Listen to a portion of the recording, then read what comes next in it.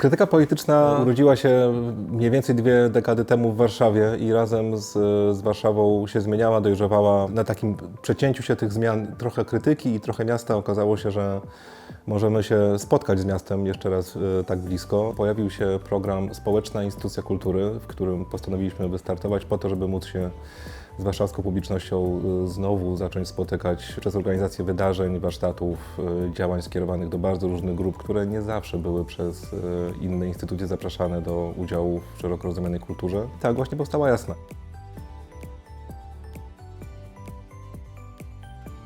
Publiczne instytucje kultury pełnią bardzo określone funkcje. One powinny upowszechniać kulturę, one powinny pracować z kanonem. My samoorganizujemy się i instytucjonalizujemy oddolnie po to, żeby czynić zmianę społeczną zgodnie z naszymi wartościami. Ta zmiana społeczna oznacza społeczeństwo bardziej równe, bardziej sprawiedliwe, bardziej wolne, bardziej różnorodne i bardziej demokratyczne. Swobodnie wybieramy formaty, czy to jest aktywizm, czy to jest edukacja nieformalna, czy to jest kultura rozumiana w nieco bardziej tradycyjny sposób. Pracujemy przede wszystkim w kontekście mniejszości, grup marginalizowanych i tych narażonych na presję polityczną. Wierzymy, że zmiana społeczna przede wszystkim polega na tym, żeby dać widzialność niewidzialnym grupom, dać słyszalność niesłyszalnym głosom.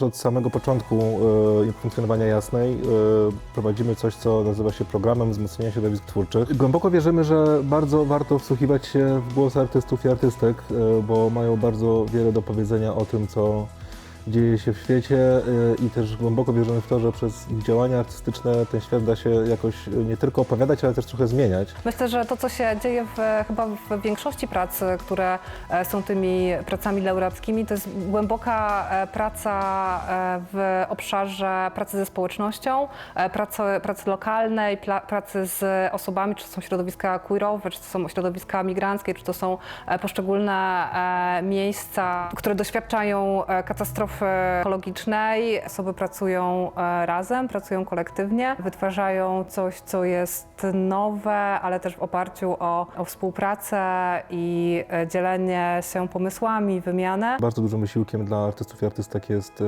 w ogóle wejście na tak zwany rynek. Przy każdej edycji PWŚ-u przyznajemy przynajmniej 1 grant na realizację działań przez grupę debiutantów i debiutantek.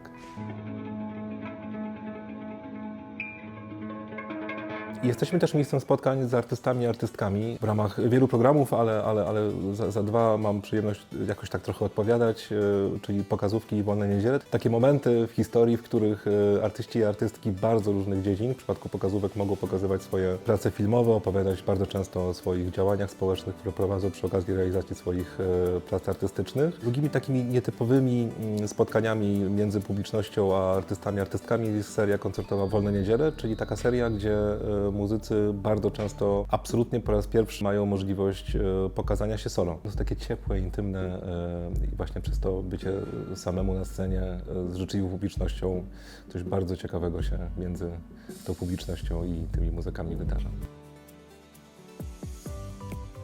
Ustanowienie to cykl debat o ciele i cielesności w oparciu o metody queerowo-feministyczne. Tematy debat są skoncentrowane wokół tematów związanych z feminizmem, z queerowym feminizmem, z feminizmem intersekcjonalnym. To, co jest dla mnie ważne w tym cyklu, to zapraszanie różnych osób z ich perspektywami, wiedzą nie tylko taką dotykającą książek i wiedzą stricte merytoryczną, ale też taką, która dotyka doświadczenia osób. Ważne dla mnie w tej przestrzeni jest tworzenie takiego sposobu bycia razem, gdzie jest miejsce na niewiedzę, na pytania, na to, żeby szczerze i głęboko wchodzić w różne tematy.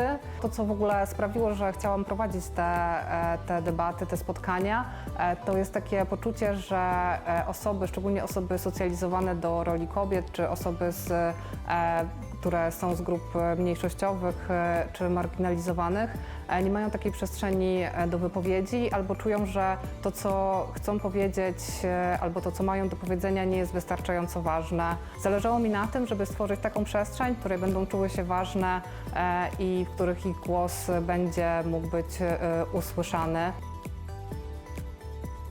Częścią działań Jasnej 10 jest udostępnianie przestrzeni organizacjom, które szukają miejsca, które będzie jakoś spójne też z ich wartościami, żeby przedstawić swoje projekty. Takich osób jest całe mnóstwo. Zależy nam na tym, żeby nasza oferta tych grup, które wchodzą z nami w współpracę, była jak najbardziej dostępna dla różnych grup. Staramy się pokonywać też te różne, przede wszystkim architektoniczne ograniczenia, które nakłada po prostu lokalizacja w przedwojennej kamienicy, która z oczywistych względów nie spełnia wszystkich norm dostępnościowych. Mamy już i plan typograficzny, i tabliczki brajlowskie, i pętlę indukcyjną, rzeczy, które umożliwiają bardziej komfortowe przebywanie w tej przestrzeni i dostęp do niej.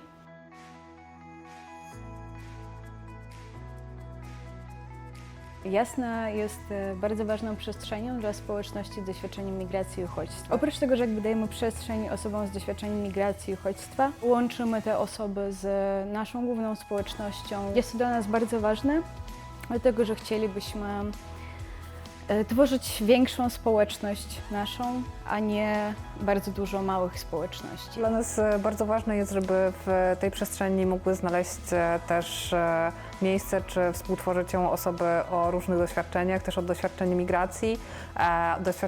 migracji i bycia osobą queerową. Bardzo ważne jest też dla nas, żeby zapraszać osoby nie tylko do tego, żeby przychodziły i były odbiorczyniami czy odbiorcami tego, co tu robimy, ale też, żeby współtworzyły z nami to miejsce. Bardzo też nas cieszy to, że osoby, które przyjdą na Jasną raz, przyjdą jeszcze drugi i trzeci i po prostu przychodzą zobaczyć, co tam u nas, poznać nowe osoby, które również tu działają. Mi się wydaje, że rzecz, z której możemy być dumne i dumni, z tego, że mamy taką Jasną i Jasna ma takie wspaniałe osoby.